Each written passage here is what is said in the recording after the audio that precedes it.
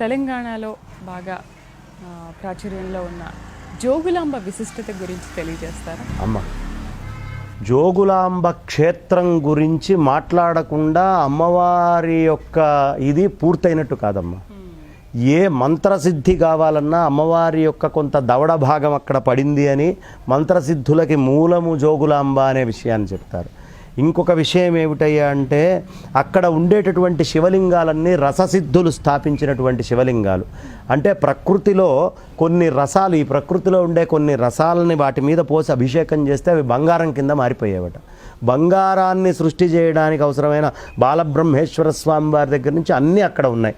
అంటే ఆ అమ్మవారు అంత ప్రకృతి శక్తితోటి ఉంది. ఆ శక్తి ఇక్కడ మొత్తం అన్ని విధాలా సహకరిస్తుంది అనే విషయం చెప్తారు.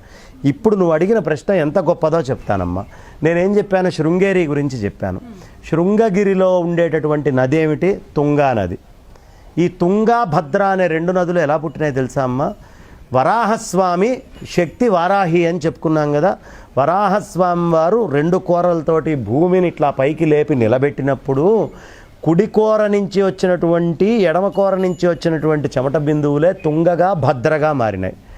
ఆ తుంగగా వచ్చేటటువంటి ప్రధానమైన దశలో ఉన్నటువంటి అమ్మవారు ఎవరు? శృంగగిరి అమ్మవారు. ఈ తుంగభద్రతోటి కలిసినటువంటి అమ్మవారు జోగులాంబ అమ్మవారు. తుంగభద్ర నదీ తీరంలో ఉంటుంది. ఈ తుంగభద్ర రెండూ కలిసి వెళ్ళి కృష్ణలో కలిసిన భ్రమరాంబిక అమ్మవారి దగ్గర నుంచి ఎక్కడికి వస్తుందయ్యా సముద్రంలో కలవడానికి? కృష్ణా నది పూర్తిగా ఇక్కడికి వస్తుంది, కృష్ణలో కలుస్తుంది తుంగభద్ర. శృంగేరిలో నువ్వు మొదలుపెట్టినటువంటి కథ శృంగేరిలో అనుష్ఠానమై అక్కడి నుంచి మంత్రసిద్ధుల కోసం జోగులాంబ అమ్మవారి దగ్గరికి చేరి ఆ తుంగభద్ర నుంచి మల్లికార్జున భ్రమరాంబ అమ్మవార్లను చూసుకొని మళ్ళీ మల్లికార్జున కనకదుర్గ అమ్మలగన్నయమ్మ ముగురమ్మల మూలపుటమ్మ. ముగురమ్మలు ఎవరెవరు వచ్చారు? మహాసరస్వతి అక్కడ వచ్చేసిందా ఏమ్మ? మహాలక్ష్మి అనేటటువంటి తత్వము జోగులాంబలో ఎక్కువ, అందుకే బంగారము అక్కడ పుట్టుకొని వచ్చేది. ఆ లక్ష్మీ కళ ఎక్కువ. మహాలక్ష్మి ఇక్కడ వచ్చింది కదా. మహాకాళి ఎక్కడొచ్చింది? శ్రీశైలంలో వచ్చింది. మహా సరస్వతి, మహాలక్ష్మి, మహాకాళి ఈ ముగ్గురు కలిసి కృష్ణగా వస్తే అమ్మలగన్నయమ్మ ముగురమ్మల మూలపుటమ్మ చాలా పెద్దమ్మ ఎక్కడుంది? విజయవాడ ఇంద్రకీలాద్రి పర్వతం మీద ఆ తల్లి కూర్చొనుంది.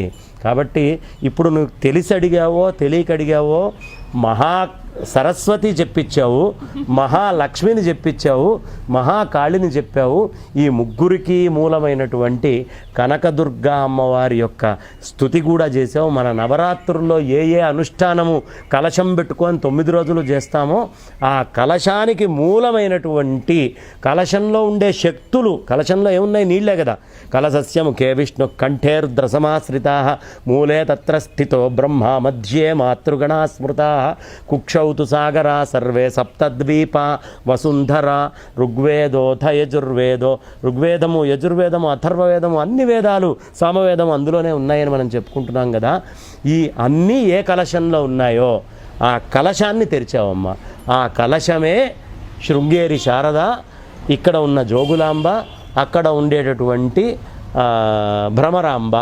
ఈ 3 శక్తులు వచ్చి కనకదుర్గగా ఇక్కడ ఉన్నాయి కాబట్టే మన ఈ అనుష్ఠానం పరిపూర్ణమవుతుంది అని చెబుతూ ఈ ముందు 3 రోజులు, తర్వాత 3 రోజులు, తర్వాత 3 రోజులు, ఈ 9 రోజులు జరుపుకున్న తర్వాత 10వ రోజున మనం మహాకాళి, మహాలక్ష్మి, మహాసరస్వతి అయిన తర్వాత అప్పుడు విజయదశమి చేసుకుంటాం. ఈ 3 శక్తులు మనల్ని ఒక్కసారి లోపలికి తెచ్చుకుంటే ఉండేది విజయమే. ఆత్మస్వరూపాన్ని పొందినవాడివి అవుతావు.